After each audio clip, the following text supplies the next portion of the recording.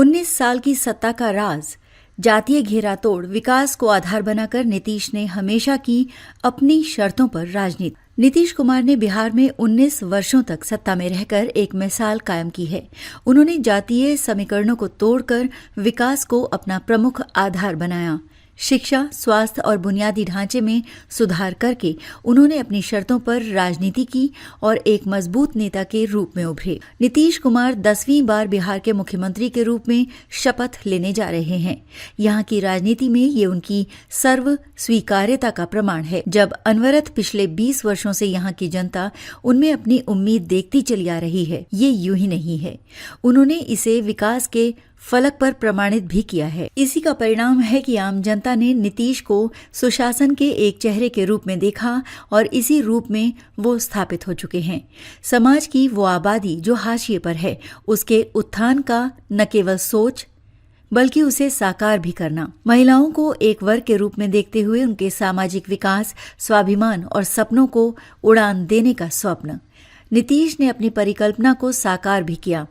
ये गांव समाज में देखा जा सकता है, जहां बिहार की महिलाएं तेजी से आत्मनिर्भरता की ओर बढ़ी हैं। नई पीढ़ी में आने वाला कल देखते हुए उसे उस रूप में तैयार करना एक दूरदृष्टा की सोच। इन सब ने नीतीश को बिहार की राजनीति का ही नहीं बल्कि सामाजिक संरचना में भी शिखर पुरुष बनाया है। ये 1995 के विधानसभा चुनाव का समय था। उस समय के मुख्यमंत्री लालू प्रसाद चौतरफा संघर्ष में घिरे थे। उनके विरोध में कांग्रेस, भाजपा, समता और बीपीपा जैसी पार्टियां खड़ी थीं। चतुष्कोणीय लड़ाई में फंसे लालू प्रसाद अकेले पड़े थे।